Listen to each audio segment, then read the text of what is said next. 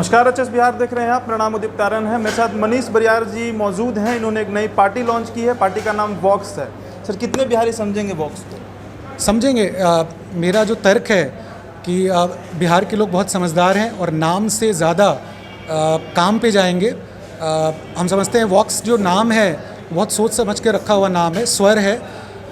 आज जो है जिस तरह से आप तो बहुत मैं आपको धन्यवाद देता हूँ कि आप आकर यहाँ मेरी बात सुन रहे हैं। नहीं तो मीडिया तो पूरी बिक चुकी है और मुझे नहीं लगता है कि कोई मेरे स्वर को या बिहारी को सर को कोई देश तक पहुँचा रहा है कि बिहार सबसे गरीब राज्य है और लोगों को शर्म भी नहीं आती है।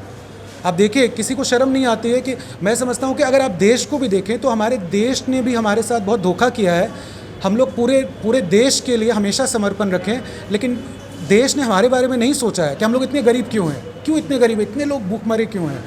तो मुझे लगता है, और यहाँ के राजनेताओं ने तो 70 साल से हमारे साथ मैं समझूँगा कि एक तरह से बहुत बड़ा फ्रॉड ही किया है।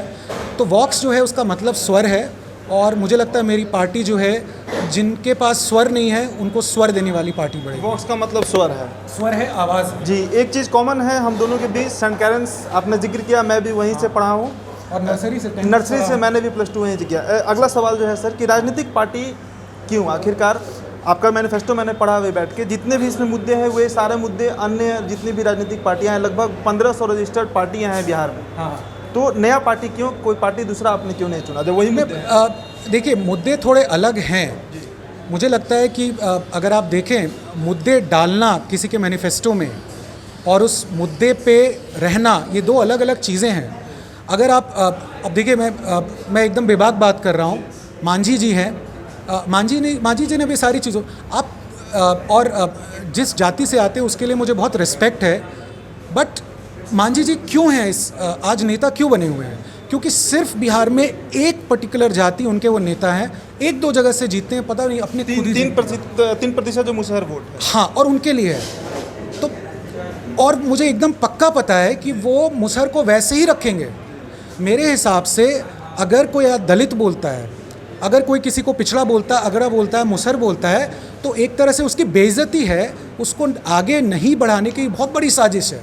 सबसे पहले अगर आप किसी को बांटना है तो आप उसके ऊपर एक स्टिकर चिपका दीजिए। तो मेरे हिसाब से, और मैंने आपको एग्जाम्पल दिया कि हम लोग कुत्तों की तरह नहीं है कि आप मेरे ऊपर लेबल लगा दें कि एलसीसीएन कुत्ता है और ये कुत्ता है और इसका व्यवहार उसी तरह से होगा। अगर कोई मुसहर है तो हर मुसहर एक जैसा नहीं हो सकता, हर यादव एक जैसा नहीं हो सकता है, हर आपको राजपूत या भूमियार एक जैसा नहीं हो सकता, कोई भी जात आप ले लीजिए, कोई धर्म ले लीजिए, एक जैसा नहीं हो सकता। बट हमारे ऊपर हर जात और धर्म के ऊपर एक स्टिकर है, मुझे लगता है वो हटाना है।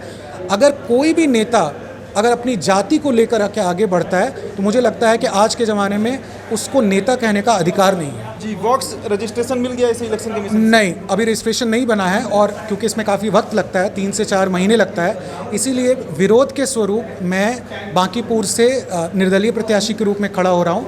मुझे लगता है कि अगर मेरी बातें आप लोगों के माध्यम से लोगों को जाती है तो शायद अगर मैं थोड़ा भी अपनी बातों को पहुँचा सकूँ तो मेरा काम सफल होगा।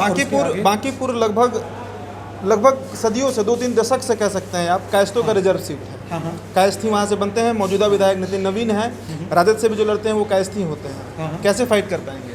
चलिए, मैं आपको कुछ चीज़ें बताता हूँ। अब इतना आपने डायरेक्ट सवाल पूछ दिया तो मुझे डायरेक्ट जवाब देना पड़ेगा। क्या आपको पता है कि बांकीपुर से कितने मतदाता हैं?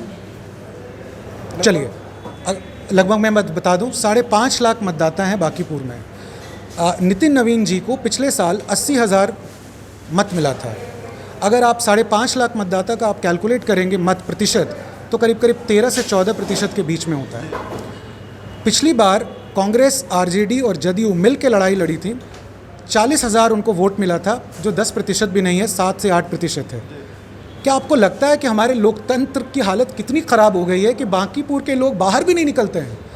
जो नेता सिर्फ 14 से 15% ले करके और जो नेता 40% ले करके अगर अपने आप को बोले कि मैं एक राष्ट्रीय दल हूँ, मुझे लगता है कि ये अपने आप पे राष्ट्रीय दल का अपमान होना है। इसका मतलब है कि बांकीपुर के लोग पूरे उदासीन हैं। वो उनको पता है कि कुछ बदलेगा नहीं, यहाँ पर कोई आएगा नहीं, कोई बोलने वाला आदमी नहीं है, कोई यहाँ की जो स्थितियां हैं उसको सुधारेगा नहीं, यहाँ के जो इश्यूज़ हैं उनको कोई सुधारेगा नहीं। बीजेपी का लगभग रिजर्व सीट ही है। कोई रिजर्व सीट नहीं होता है। अब मैं आपको बताऊं, कोई रिजर्व नहीं होता है। मेरे सामने एक उदाहरण है। अगर आज बांकीपुर से आप मुझे जवाब दीजिए, अब्दुल कलाम जी अब नहीं हैं, अगर खड़े हो जाते, आपको लगता है कि बांकीपुर से वो सीट जीतते कि नहीं जीतते? आप बताइए। जी, जीत जाते हैं। तो जात कहाँ रह जाती है? अगर अरविंद केजरीवाल यहाँ आके खड़े होकर लड़ने लग जाएं, जीतेंगे कि नहीं? उन पे डाउट हो जाएगा सर। आपको होता है, मुझे नहीं होता है। मुझे लगता है कि जातिगत समीकरण बदल जाएगा। मोदी जी बहुत बड़े नेता है, बनारस में उनके जात के कोई लोग नहीं है। बिहार का तो बहुत बड़ा हिस्ट्री है। जॉर्ज फर्नांडिस जो क्रिश्चियन से आते हैं, मुजफ्फरपुर से सालों उन्होंने इलेक्शन जीता। शरद यादव जी जो बिहार की नहीं है, उनको बिहार की जनता ने प्यार दिया। तो अगर कोई नेता, अच्छा नेता जिस पर लोगों को भरोसा हो, अगर आ जाता है तो हमको लगता है कि जातीय समीकरण जो हैं और इवन धर्म का समीकरण सब बदल जाता है। और मुझे यही बदलना है, लोगों को दिखाना भी है कि अगर मैं अकेला नहीं हूँ। आज तो मैंने एकला चलो लिया, अकेला मैं कर रहा हूँ, बट मेरे साथ बहुत लोग जुड़ रहे हैं और मुझे लगता है आपके और मेरे जैसे लोग जुड़ रहे हैं। और जब तक आपके और मेरे जैसे लोग नहीं जुड़ेंगे, हमको लगता है बदलाव नहीं आएगा और हमारा शोषण जारी रहेगा। तो मुझे यही लगता है। और इसी से बांकीपुर जीते पहला 3 काम कौन सा करेंगे? बांकीपुर जीतने के बाद मुझे लगता है सबसे पहले मैं यहाँ की परिवहन की जो व्यवस्था है, यहाँ एक एक गली में बस चलनी चाहिए, अच्छी बसेस चलनी चाहिए। रोड कहाँ है सर यहाँ पे? और रोड भी बननी चाहिए। तो ये 2 चीज़ें बहुत ज़रूरी है। तीसरा मैं जो काम करूँगा उसमें मेरा फुटपाथ होनी चाहिए। तो रोड, फुटपाथ, परिवहन की व्यवस्था, पार्क, इतने हमारे वृद्ध लोग हैं यहाँ पर, बाहर उनको मॉर्निंग वॉक के लिए जाना होता है। किसी को ब्लड प्रेशर है, किसी को डायबिटीज़ है, वो बाहर नहीं जा सकते हैं। और बिहार पटना सबसे गंदा और पटना सबसे पोल्यूटेड भी है, गंदा भी और पोल्यूटेड भी है।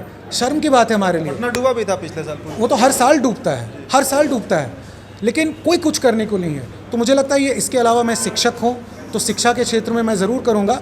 रोज़गार मेरे लिए बहुत बड़ी चिंता है। कोई उठाने वाला नहीं है इस बात को। लड़के मरे जा रहे हैं कि एसएससी की परीक्षा पिछले 3 साल से नहीं हुई।